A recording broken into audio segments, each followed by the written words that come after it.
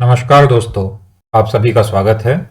आज हम चर्चा करेंगे साहित्य के नोबेल पुरस्कार पर। तो आइए देखते हैं 2022 में साहित्य का नोबेल किसे मिला। 2022 का साहित्य का नोबेल मिला है एनी अर्नोक्स को। ये फ्रेंच राइटर हैं जो 1940 में नॉर्मंडी में पैदा हुई थीं और ये खुद को फिक्शन राइटर की अपेक्षा एंथोलॉजिस्ट ऑफ हरसेल्फ कहलाना पसंद करती हैं। दोस्तों, एंथोलॉजिस्ट मतलब नृजाति विज्ञानी होता है जो अपनी संस्कृति के विभिन्न पहलुओं और दूसरी संस्कृतियों से तुलनात्मक अध्ययन करते हैं।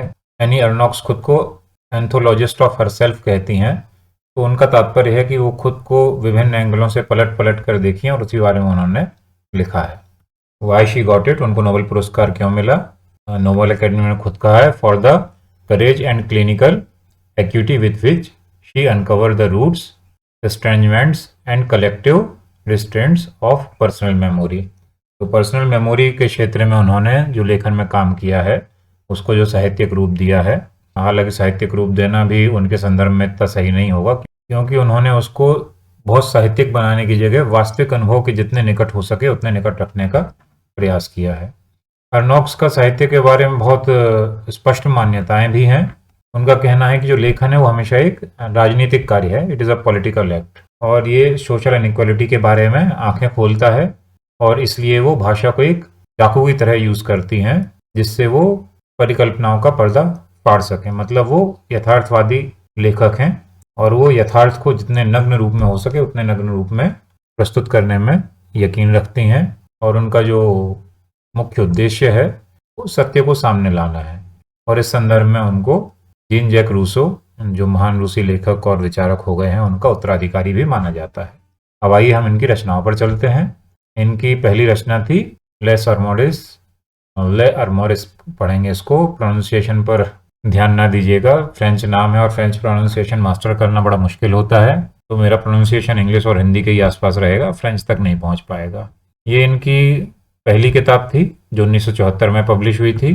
1990 में इसका ट्रांसलेशन क्लीन्ड आउट के नाम से आया और इस किताब से ही इन्होंने जो नॉर्मन बैकग्राउंड है उनका, नॉर्मंडी में रहे, उस सब के बारे में लेखन और इन्वेस्टिगेशन शुरू कर दिया था।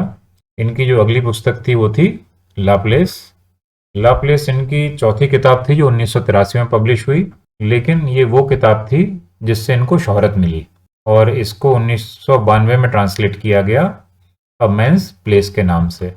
दोस्तों, ये जो किताब थी ये छोटी सी 100 पन्ने की किताब थी और इसमें इन्होंने अपने पिता का चित्रण किया था। इंग्लिश में तो नाम ही अ मेंस प्लेस, तो उससे समझ में भी आता है।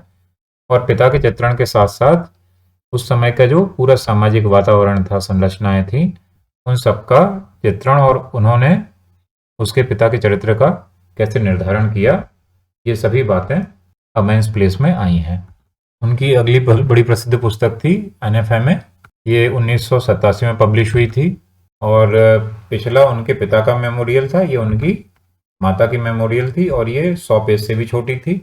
1990 में ये अंग्रेजी में अ वुमन्स स्टोरी के नाम से पब्लिश हुई। और अगली रचना जो है वो है ला अरमव। इसका इंग्लिश प्रोनाउंसिएशन हैपनिंग है। ये 2000 में पब्लिश हुई थी और 2001 में इसका अंग्रेजी ट्रांसलेशन पब्लिश हुआ। ये इनका एक मास्टरपीस है जिसमें 23 साल का जो नरेटर है, या जो नरेटर 23 साल की जो नरेटर है, उसके इलीगल अबॉर्शन का चित्रण किया गया है। और ये पूरी रचना जो है ये फर्स्ट पर्सन में लिखी गई है, मतलब नरेटर के खुद के ऊपर ही बीत रहा है और नरेटर खुद ही कहानी सुना रहा है। अगली जो इनकी रचना है वो है ला ऑक्यूपेशन। ये सन 2002 में पब्लिश हुई थी और 2008 में द पोजीशन के नाम से अंग्रेजी में प्रकाशित हुई। दोस्तों, ये social mythology of romantic love इसमें डिस्कस किया गया है। ये दरअसल जो उनका पहला ब्रेकअप हुआ था उस समय की कथा है और उस समय कैसा अनुभव करते हैं, कैसी जेलसी अनुभव होती है, ईर्ष्या, प्रेम, सबके मिले जुले भावों का बड़ा गहन और गंभीर चित्रण इसमें किया गया है। और फिर ये पुस्तक है ला एनी। ये 2008 में पब्लिश हुई थी। ये बड़ी प्रसिद्ध किताब है और इसका जो अनुवाद है वो 2017 में द ईयर्स के नाम से हुआ। ये उनका सबसे एम्बिशियस प्रोजेक्ट है जिसे द फर्स्ट कलेक्टिव ऑटोबायोग्राफी भी कहा गया। और जो जर्मन पोएट थे बड़े प्रसिद्ध कर्स गबर्लिन, उन्होंने इस किताब को कॉन्टेम्प्रेरी वेस्टर्न वर्ल्ड का सोशल एपिक भी कहा है। तो दोस्तों ये थी 2022 के साहित्य के नोबेल पुरस्कार की चर्चा। अगर आपको ये वीडियो पसंद आया हो तो इसे लाइक, शेयर और सब्सक्राइब जरूर करें। अंत तक साथ बने रहने के लिए आप सभी का धन्यवाद। Thank you.